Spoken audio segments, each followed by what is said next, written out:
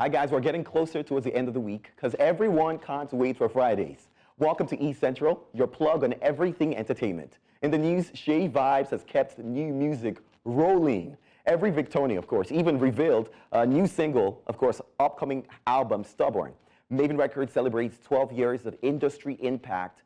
And on the international scene, Kanye West and Kim's daughter, Northwest, joins Lion King cast. I'll bring you all the details and more right here on E Central. Sit back, relax. I am Sam Dandy. Welcome back to the show. Now, I'm not alone on today's show because what's better than having an actual star right here in the studio? Our guest is one of the fast-rising musicians in the scene. Hailing from Port Harcourt, his previous project, Paradigm Shift, housed Maven Records star Magix. In fact, he has a new single out. Before we get to talk to all that, welcome, man. Welcome, Teddy Krane. How are you feeling?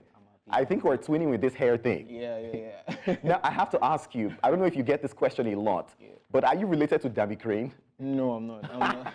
Has anyone ever asked that question before? Yeah. I get asked that question a lot. You have to tell me then, how did you come up with the name Teddy Krane? I think it's just like two sides. You know, the bird named Crane. Okay. Yeah, so it's like two sides, the soft side and the hard side. Basically Teddy and Crane, the hard side. Okay. So. Oh, everyone is so smart with coming up with names, cool you names these days. What? But let's talk about your music growth, okay? Right. You started music way back in, I believe you got interested in secondary school. Yeah. And then university, you hit it proper. Yeah. Were your parents supportive of this move? My parents are African parents, so of course they were not. No, they were not supportive. And even when I was done with school and I decided to go for it fully, they were not supportive. So, but you know, it's what I've always wanted to do. It's what I love to do. So, yeah, just keep pushing.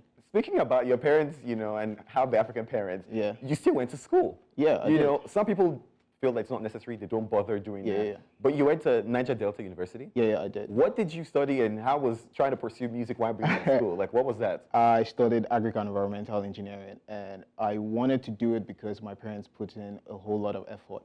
You know, despite the fact that they don't like the music, they still put in a whole lot of effort in training and bringing me up. So I think I owe them that, you know, to finish. So, and how many years was this course? 5 years. 5 years, and you did that. You were proud. Including the strike, 6 years.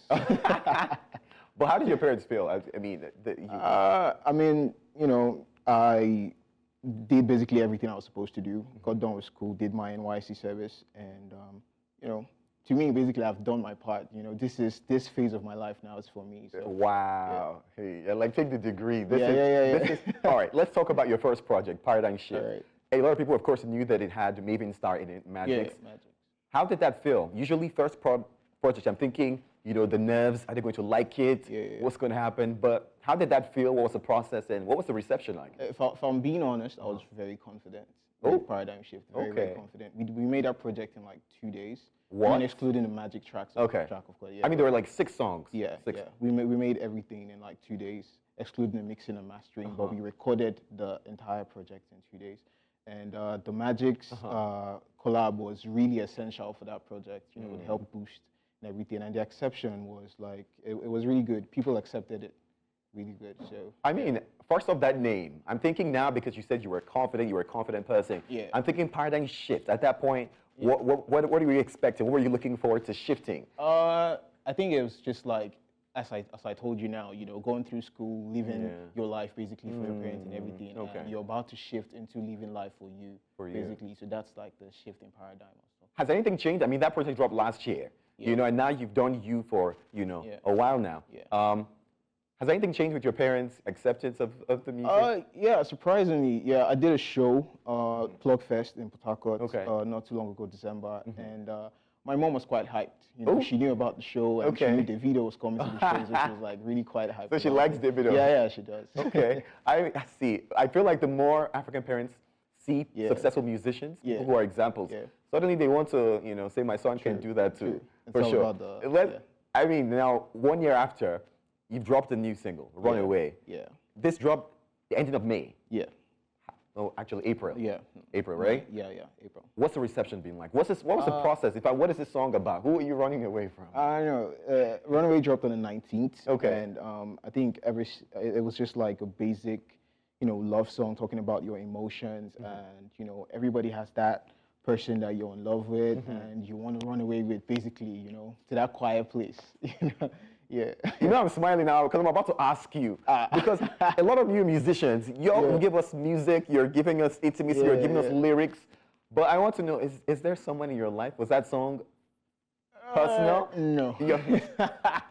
It's all true. No. There was nobody in particular. It was just like, I think when you're in the studio and you're recording, you hear the beat and what it says to you is what you voice out. But do you think you're going to be one of those musicians who, of course, because I mean, you're clearly on this journey, of course. Yeah. So I'm thinking, would you ever tell us if you're dating someone? Would we know, or would you keep it low key? Of course, I would. Yeah, I don't. Yeah, I don't see any reason why I wouldn't tell anybody. Yeah. Okay. Now let's talk about your favorite part of doing music, because to be honest, it's a saturated industry. Yeah. There are a lot of musicians. A lot of people are actually really good. Yeah. You know. So what is the joy, the thrill for you? Why do you want to do music? I think I've just been doing it for a very long time, and the thrill is just every single artist that I've listened to, the inspiration they've given me, and just seeing them, you know, being able to voice their emotions, you know, and just, you know, sing, and the way people accept the music, you know. And for me, when I write, you know, it's just what motivates me, and yeah, I just try to be as original as possible. I like that. Yeah. Super important, because a lot of people have different styles. You have to be you. Yeah. But let's talk about collaborations. I mean, Magix was a good collaboration. Yeah. If I had to tell you to pick maybe at least 2 young talent and maybe 2, you know, big cats to collaborate with, what would be your dream? 2 big cats. 2 big cats. I think I'd like to work with Burna Boy. Everybody. And Why Burna? I mean, Potako Boy. Oh, true. I like to work with Burna Boy. I was talking to my producer, really, because a lot of you who come from Potako seem to have some music talent. I mean, that's like the inspiration. If you don't want to work with Burna Boy and you're from Potako, I don't get it. Okay. Besides Burna? Besides Burna Boy, I think Omale Thames. Oh, Omale. Okay. Yeah. All right. Now, for the younger, you know, I haven't blown yet. Anyone on your mind, on your radar, you're listening to, you wouldn't mind collaborating with? Yeah, there's some few people right now, but I can't say for sure. You can't say for anyone in particular. So, are you working on any collabs? Any of these? Is there an Omale collab somewhere that you could tell us? Because if you drop Runaway, I'm guessing more singles will come out. Yeah. And more singles, singles, and then projects. Hey, that project, is it this year? I can't say. I can't say for sure. These guys. All right. So who are we expecting collaboration from anytime soon? Right now, I'm just trying to make my music, and you know, because if you're collaborating with someone, it has to infuse their kind of music into it. So right now, I'm just focusing on my sound. Okay. Yeah. Now I like it. I mean, you went to school, which is important to do, and then now you're on your own, doing your thing, grinding. What would you say has been the struggles of actually working in music? You know, in this part of entertainment. I think the struggle. The struggles are a lot because if I'm being honest, making music, it's not cheap anymore. It used to be very cheap. Back then, you could get like a studio session for 10,000, and you could. How much do they cost now? Geez, depends on the producer you're working with. Okay. Yeah, so studio sessions like expensive. Everything is now expensive. So for upcoming artists, you know, it's not as except you're on a label, of course. But if you're trying to do this on your own independently, it's not easy. But consistency is what. I like that. Super important, of course, consistency. But talking about labels, are you looking? Is that big on your agenda? You know, if the paper comes, if the number is right. If the number is these people. But I'm rooting for you. Where can fans, of course, check you out, and where, of course, can we find Runaway? You can find Runaway on all your distros, basically. Okay. Yeah. Apple Music, Spotify, Deezer, Boomplay, Anywhere. Yeah. You know what? Maybe we'll get a remix of Runaway with Burna Boy. Fingers crossed. My final question to you before I let you go. Would you rather win a Grammy Award or sell out the O2 Arena? I would rather sell out the O2 Arena. Sell out the O2 Arena? It's the numbers, isn't it? Yeah, it's the numbers. Thank you so much for being a part of the show. I'm rooting for you, man. Thank you. Nicely done. You're still watching E Central. We've had a great conversation, but there's, of course, information in the news. I'll tell you all that's buzzing. Stay with us. Stay with us right here in E Central. I'll be right back. Thank you for staying with us. You are still watching E Central. Now, Nigerian singer Tiwa Savage is set to premiere her movie Water and Garri here in Nigeria. She has staged the US version in New York and thanked her fans who attended the premiere. The singer turned actor gave a special shout-out to the Office of the Vice President for collaborating with her for the Lagos premiere of Water and Garri. She also thanked the Office of the SA to the President on Digital and Creative Economy and the Federal Ministry of Art, Culture and Creative Economy. Now, here's a throwback from the London premiere. We had Afua Hagan, News Central's international correspondent, bring you all the details. Let's watch this. The namesake of her 2021 EP, Water and Garri, is the brand new film from Tiwa Savage. It marks her acting debut as well as the first film that she's executive produced. Filmed in Cape Coast, Ghana, it certainly marks a turning point in Tiwa Savage's career. Directed by Meji Alabi, Water and Garri tells the story of Aisha, played by Savage, an ambitious fashion designer who has spent the last 10 years in the US and returns to her native country following a family bereavement. At home, things have changed. As she reconnects with family, old friends and her past love, Aisha must learn to live with her scars and confront the guilt she left behind. This marks Savage's debut acting role. She also served as an executive producer on the film and produced the film soundtrack. It just feels like it's amazing. Like I feel like a little thought in my head can actually come to life and in this magnitude. So I'm just inspired. I feel like I can do anything. Director Meji Alabi, who's collaborated with Savage in the past on music videos, took his team to the Cape Coast in Ghana to film the project, set in a fictional town called Eastside, inspired by towns and cities across Africa. Well, I mean, Cape Coast is the location, but the character in the film is a place called Eastside. You know, yes, we did film it in Cape Coast, and definitely has a place with a lot of, cultural value and historical value, and for us, going there and filming was, a little bit about, reclaiming that space and making sure that, we're making something that, hopefully can make people look at the place a little bit differently, as well. Alabi's first feature director role and Savage's first acting role is the first foray into Nollywood for both and explores themes of love, trauma and betrayal, themes that lots of us can relate to. Savage hopes that this will offer a different side to her artistry and will remind all of us what we're capable of when we dare to dream. Africans, we can do anything and we can do it at a high level. Water and Garri is available to stream on Prime Video from May the 10th. For News Central, I'm Afua Hagan in London. Indeed, who says a star cannot do it all? Congratulations to Tiwa Savage. We're looking forward to being able to watch it here in Nigeria. And when we have more details, you'll be the first to know how you can, of course, watch it. Let's go to the music scene. Nigerian artist Seyi Vibez, through his collective Vibez Inc, is rolling out a series of singles leading up to the release of their mixtape, Vibez Inc Mixtape Volume 1. The strategic release schedule began on April the 30th this year with the debut of Instagram featuring Seyi Vibez and new signee Muiz. Following its success, Vibez Inc released Well Fargo, featuring TML Vibez on May the 1st, which tells a story of perseverance and self-belief. On May the 2nd, Vibez Inc surprised fans with the release of Ogo, featuring both Seyi Vibez and Nigerian UK rapper Tion Wayne. Seyi Vibez expressed his enjoyment working with Tion Wayne, highlighting the genuine collaboration. The series continued with the release of high-energy track Gatti, featuring D-Will's Harmony on, of course, the May the 3rd, aiming to elevate the party atmosphere. Now, the mixtape artwork is distinctive, with each single cover resembling a magazine lead page, while the overall mixtape cover pays tribute to the iconic XXL freshman class cover. Vibez Inc's strategic release approach builds anticipation for the full mixtape and showcases the diverse talent within the collective. I'm definitely a Seyi Vibez fan. We're looking forward to seeing the entire project, but the songs we are hearing, they're really good. Speaking about musicians who are giving us, Victon is set to release his second single of 2024, and it seems to be a single from the upcoming album called Stubborn. He confirmed the release of a brand new track titled Sacred Dreams, dropping this Friday, May the 10th. Now, this follows the previously released single, Everything, where he sampled Sunflower by Post Malone and Sway Lee. Now, his previous album, Outlaws, is a good project, and Sacred Dreams is getting ready to do numbers this summer. The release of Stubborn also coincides with the anniversary of a life-changing experience the singer had where he survived a serious car accident. This event undoubtedly shaped him as an artist, and his resilience continues to inspire fans.